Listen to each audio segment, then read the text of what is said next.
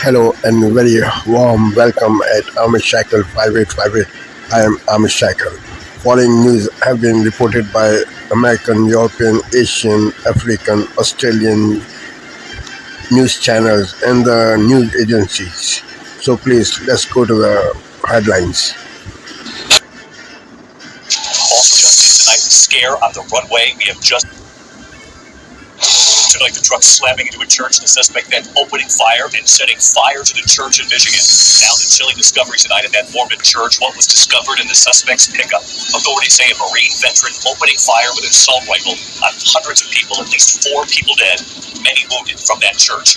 Also just tonight, the scare on the runway. We have just learned a pilot of an American Airlines passenger jet headed from LAX to Boston slamming on the brakes at 154 miles per hour as another plane crosses its path. We'll hear the audio tonight. Also breaking, it does appear a government shutdown is now coming in just hours. President Trump meeting with Democrat and Republican leaders, Democrats demanding Medicaid cuts be restored and that health insurance premiums not go up.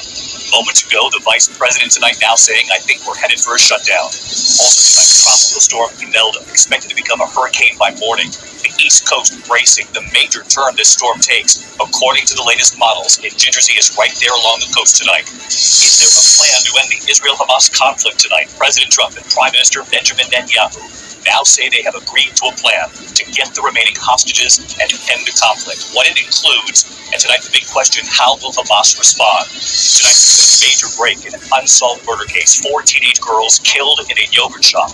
Tonight authorities now say they know who did it and how they say they solved this. The disturbing discovery of body found in the landing gear of an American Airlines flight. Tonight the deadly hysteria outbreak. The CDC investigating the outbreak across at least 15 states. At least 4 people have died from this, 19 hospitalized, potentially linked to a certain kind of fettuccine alfredo and meatball linguine sold at multiple stores. We'll have the latest. The news tonight about Dolly Parton, what she says she's now facing with her own health, in her own words tonight, and what doctors are saying as we all now root for a speedy recovery for Dolly. And the big reveal here, who will headline the Super Bowl halftime show. One great thing about being able to jump over fight, all those great places that the city has. Speedy recovery for Dolly. And the big reveal here, who will headline the Super Bowl halftime show. From ABC News World Headquarters in New York, this is World News Tonight. Most rational people want the help. Fetterman says these people don't know what they're talking about. He likes the added protection, not that anyone would mess with someone like him. But I would walk to work, and I would see a lot of National Guard people. It wasn't, honestly wasn't a big deal. They were friendly. They were standing around, and this wasn't like the Russian army. This was, it's our sons, our daughters, our fathers, our mothers kind of a thing. If you actually experience it on hand, on the ground, it's really not like it's not occupied city or anything. Fetterman's right. We shouldn't need big balls to feel safe. Edward Cornstein joins me now. So what happened that night? Yeah, I was hanging out with a group of my friends late at night, and at about 3 a.m. we were wrapping up, and I was walking one of my friends back to her car, and as we're walking to the car, there's a group of 10 guys right across the street, and as we get to the car and she begins to fumble for the keys, they start shouting at us, and really quickly I knew something was really off about the situation. So she unlocks the car, I rush her into the driver's seat, simply close the door behind her and lock the doors. And, they right as I turn around, they run up on me. They're just a few feet away. And they slam me against the car. They start throwing a bunch of punches. I keep my hands up. I'm just like, all right, I'm getting a lot of punches here. I'm just trying to protect my head the best way that I can. And, luckily the whole thing didn't last too long. The police showed up pretty quickly. So I was very fortunate. I only came out with a broken nose and a concussion. It could have been a lot worse. Oh my God. All right, so they were wailing on you. Did they get you down on the ground? No. I knew if I got down on the ground, it'd get way worse. So I was like, all right, no matter what, I just have to stay on my feet. All right, so stay on your feet, you protect the head, because you know what? Big balls also has big brains, and that's very important. And you saved this lady friend of yours. You kind of saved more than her car. You might have saved her life. Yeah, it was a really bad situation. And, the carjacking didn't make a lot of sense because, it was like the cheapest car on the block. So it felt like there might have been something else going on there. Okay, well, you're a brave guy, and you're a lucky guy, and we're glad you're okay. And in a way, it kind of triggered a big crime crackdown in D.C. And in a way, you saved a lot of lives in D.C. Why did you come down to D.C. in the first place? Well, I feel this great responsibility to serve my country. My grandfather was this KGB double agent for the Americans, and he died so that I could come here and live in this free country that I love so much. And so when I started seeing these problems that we've got as a government, like this $37 trillion national debt and counting, and the interest on that is just like absurd, I was like, wow, this is insane. Is there any way that I can help solve this? And in this administration, there was a chance. So, of course, when I saw the opportunity, I signed right up. So you got the big ones from your grandfather. I think I did, yeah. He was a double agent? What exactly was he doing? Well, he worked for Line X, which is like this sophisticated KGB line, but he actually joined the CIA, and he gave the CIA a bunch of valuable intel right around the Cold War. Wow, what a patriot. Yeah.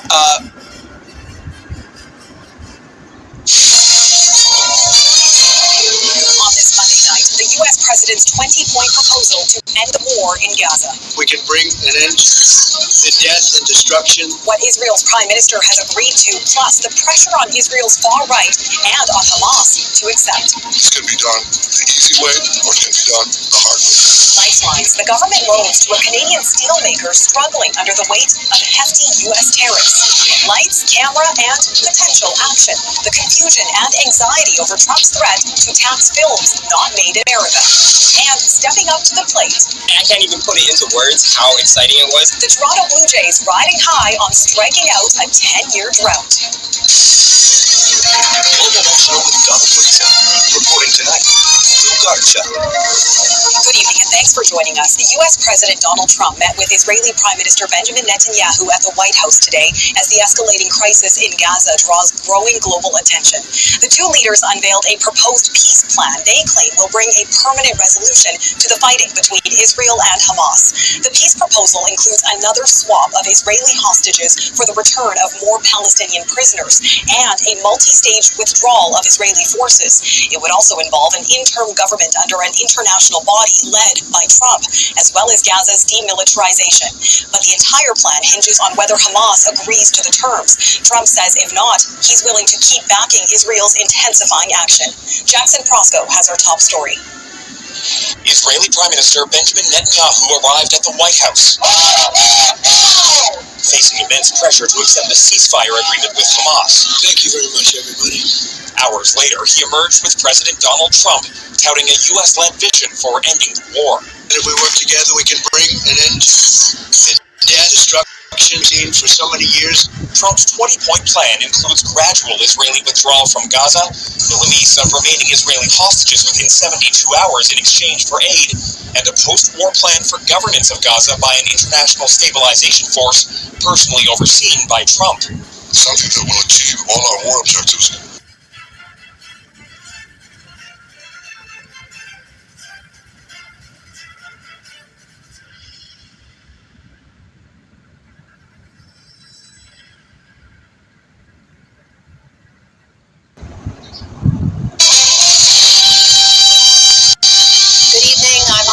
Jeff Bennett is away. On the NewsHour tonight, President Trump, standing with Israeli Prime Minister Netanyahu, announces a new proposal to end the war in Gaza and issues an ultimatum to Hamas if they don't sign on.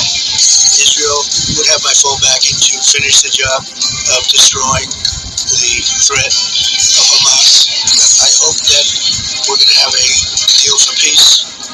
Investigators combed through the aftermath of a shooting and arson attack on a Mormon church in Michigan and searched for the suspect's motive. And Democratic leadership negotiates with President Trump as a government shutdown looms.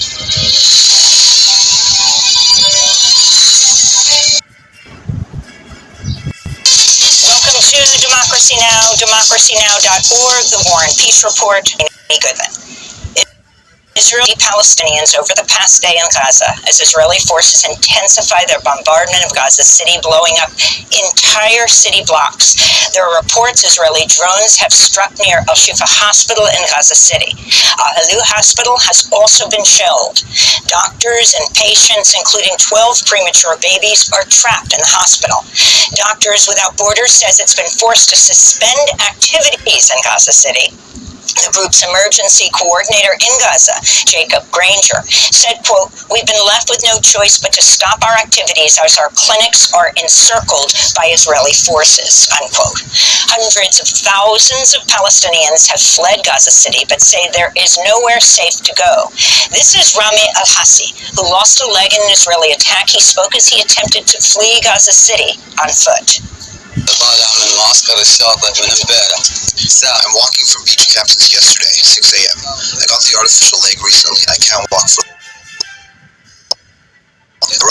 the desert. It was cold. I was heading south. Look away. Strike out there. For this also. And targeting all the houses.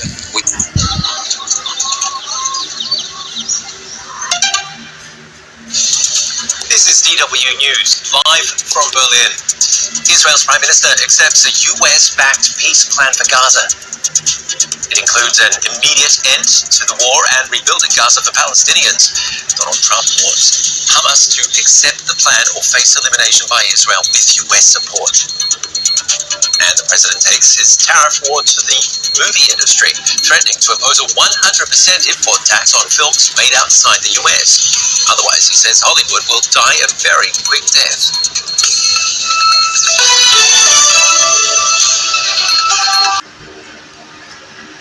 At CNN.Asia. This is Asia Now. It's 12 p.m. in Singapore and Hong Kong, 9:30 in New Delhi, and 11 o'clock in Jakarta. I'm Rani Subtani. At this hour, Israel, Arab nations, and parts of the West back U.S. President Donald Trump's Gaza peace plan. Hamas has been warned to accept the deal or face the consequences. Expanding diplomacy between Japan and South Korea, Prime Minister Shigeru Ishiba and President Lee Jae-myung hold a summit in the city of Busan.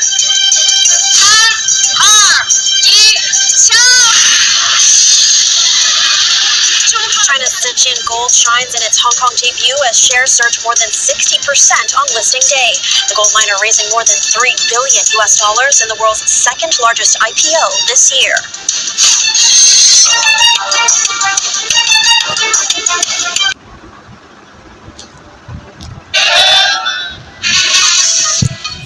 Africa News. The news. Guinea will hold its first presidential election since the 2021 coup this December 28th. The announcement made by a decree on state television on Saturday follows the Supreme Court's validation of a new constitution. This charter, approved with 89% of the vote in a disputed referendum, paves the way for coup leader Mamadi Doumbouya to run for office, though he has not yet declared his intentions. The new constitution replaces the transitional charter that barred junta members from elections. It also extends presidential terms from 5 to 7 years. Guinea's election is being closely watched internationally as the country is home to the world's largest bauxite reserves and the massive untapped Simandou iron ore deposit. The junta previously committed to a 2-year transition but failed to meet that deadline. Now, with a new constitution and an election date set, Guinea is formally navigating a path back to civilian rule, albeit under the shadow of the man who seized power.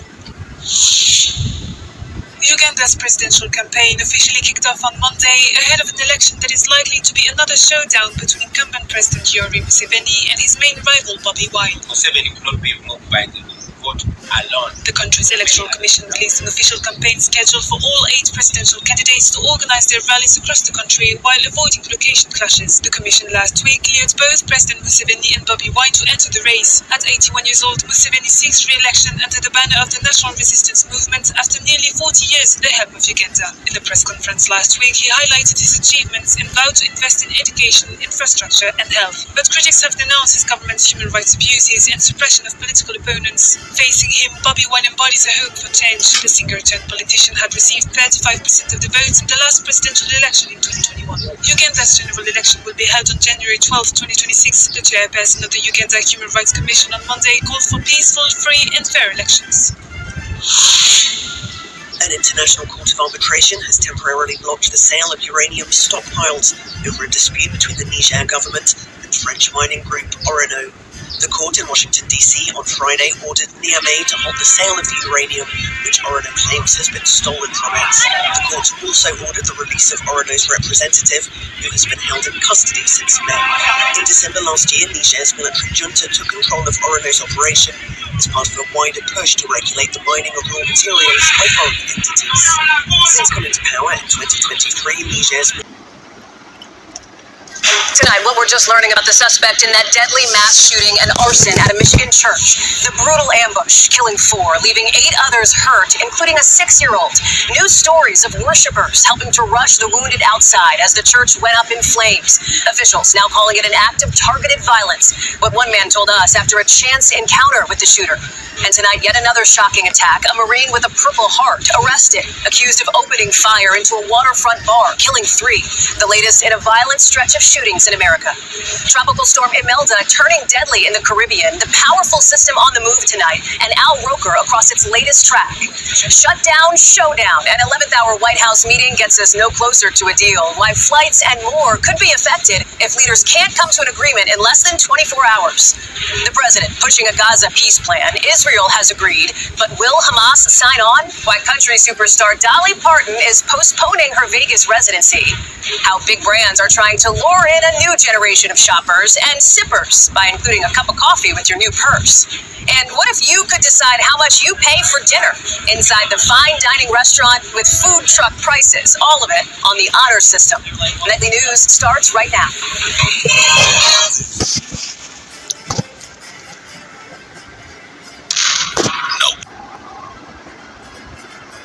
So this is a big day. The president's peace plan for Gaza. Israel's on board, and he believes Hamas will be too, or else. You'd have our full backing to do what you would have to do. Also tonight, Rob Marciano is tracking 2 tropical storm systems and a possible impact on the East Coast. Eye on America, the race against time. You remember, a clock is like a servant. Yes. To unlock the mysteries of dementia. And the joy of a letter from Dad, a dad they never had. Fate has put us together. From CBS News headquarters in New York, this is the CBS Evening News. Good evening, I'm John Dickerson. I'm Maurice Dubois. In just over a week, the war in Gaza will enter a 3rd year, unless Hamas agrees to a peace plan rolled out today by President Trump and accepted by Israel's Prime Minister. The multi-point plan, which calls for an immediate end to the war and return of the hostages within 3 days. The plan also, for the first time, lays out in detail the future of a post-war Gaza. At first, it would be run by a governing board that would include former British Prime Minister Tony Blair. It would be headed by President Trump. And the president made clear what will happen if Hamas does not accept the deal. Weijia Zhang is at the White House. Weijia? Well, good evening. A White House official tells CBS News the Qatari Prime Minister...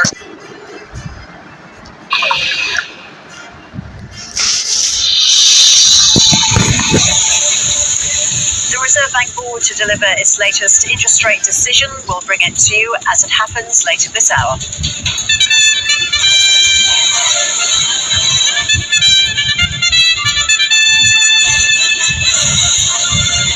US and Israel agree on a Gaza peace plan and urge Hamas to accept the deal. The Optus chair blames human error for the network outages as the communications minister again calls for more accountability. I have also asked Optus to appoint external accountability. And media magnate Kerry Stokes to stand down from 7 West if a major merger with Southern Cross is approved.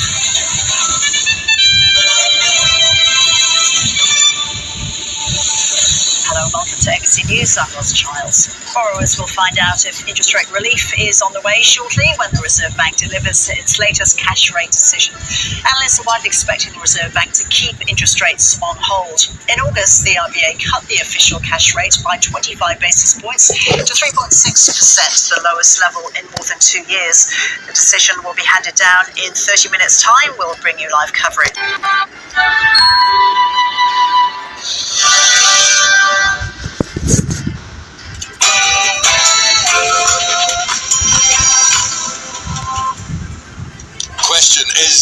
Trump about to take over the running of a second country. The leader of the free world vows to run Gaza alongside an unlikely ally. To ensure the success of this effort, my plan calls for the creation of a new international oversight body, the Board of Peace, we call it, headed by a gentleman known as President Donald J. Trump of the United States. And one of the people that wants to be on the board is the UK former Prime Minister Tony Blair. But will this finally be the solution to bring peace to Palestine?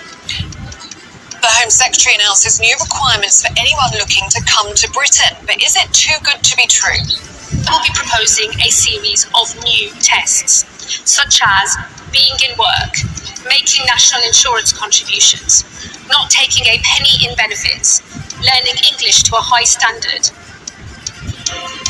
Well, that's as the Prime Minister prepares to address conference in Liverpool today. But are party conferences still relevant? We want your views because we're going to be debating that. Do you need them? Do you look forward to them? Do they achieve anything? 7:20 a.m. the big debate. Harry Potter author J.K. Rowling makes headlines after launching a public attack on Emma Watson. And sport this morning started with booing the away team's board and ended with booing the home team as West Ham get a point at Everton. Well, late season, nearly pantomime season, I suppose. Special ones back at Chelsea with Benfica in the Champions League tonight. And Luke Donald hasn't ruled out staying on as Ryder captain, but hasn't ruled it in either. A bit chilly out there, and there are a few foot patches, but once they've cleared away, much of England and Wales will be dry and bright. Thicker cloudless parts of Scotland and a little bit of rain today, but the rain's going to get quite heavy over the next few days, especially in western Scotland. Join me later for all the details. And join us right now, right through until 9:30. I'm Eamon Holmes. I'm Ellie Costello. This is GB News Breakfast.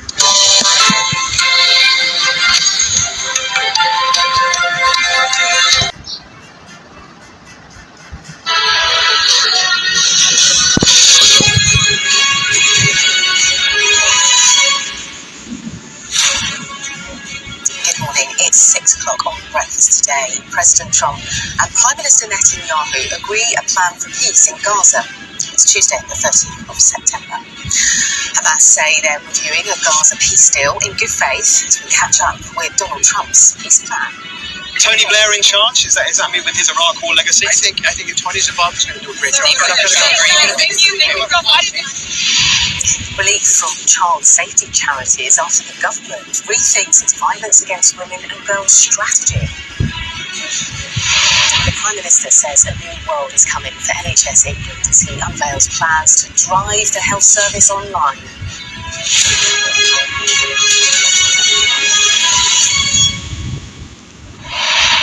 Hello, good morning. Well, Hamas say they're considering a Gaza peace deal put forward by President Trump and Prime Minister Netanyahu and are doing so in good faith before responding. Throughout the negotiation process, Hamas have said they can't sign up to anything that doesn't include Palestinian self-determination, which this deal does not. But let's take a look at what it does include.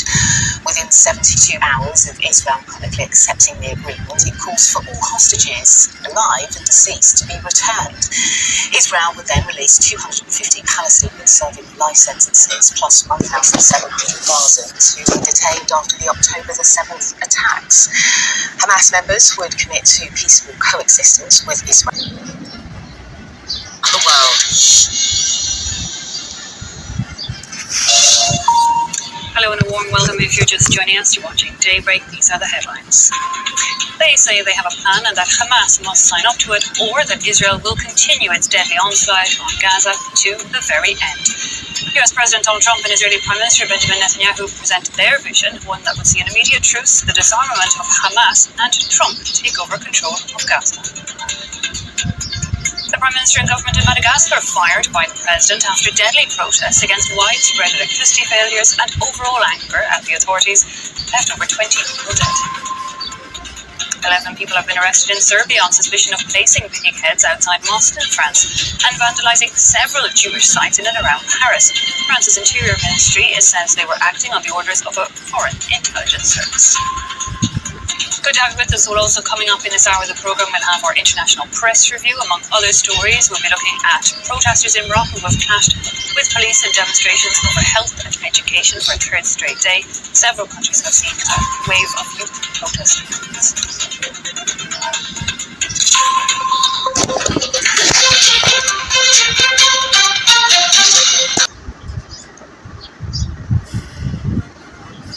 This is Asia Now. It's 12 p.m. in Singapore and Hong Kong, 9:30 in New Delhi, and 11 o'clock in Jakarta. I'm Rani Samtani. At this hour, Israel, Arab nations, and parts of the West back U.S. President Donald Trump's Gaza peace plan. Hamas has been warned to accept the deal or face the consequences. Expanding diplomacy between Japan and South Korea, Prime Minister Shigeru Ishiba and President Lee Jae-myung hold a summit in the city of Busan.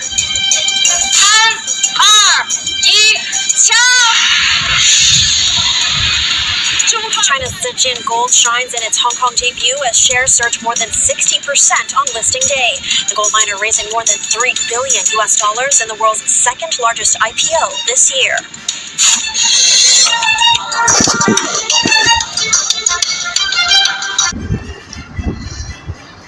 Donald Trump. We don't deserve him. Trump won't settle for decor without precious metal. Tonight in We Don't Deserve Him, the Prez posted this video of the gold touches he's installed in the Oval Office. He wrote, quote, "Some of the highest quality 24-karat gold used in the Oval Office and cabinet room of the White House. Foreign leaders and everyone else freak out when they see the quality and beauty. Best Oval Office ever in terms of success and look." What a change from the Biden Oval Office when the only concern was, whose bag of Coke is this? Jim, between this, the 24-karat gold, and him renovating the Rose Garden, he's really classing up the joint, isn't he? I'm a little concerned, though, that people are going to misread this and think that the president likes to brag. You think so? You know, and this is why Trump is very funny. Like, because this whole thing is a response to people criticizing. There was a criticism of one of the things hanging in the Oval Office where they said, "Oh, it was from Best Buy." Like they were trying to match it to some like cheap store, saying it wasn't real gold. Yeah. And I think that he probably saw that and it annoyed him, and he wanted to clarify. No, this is indeed real gold. But I can't say I'm psyched about it. I mean, I can't get health insurance through SAG. I'm really thrilled that there's real gold in the Oval Office. That's great news.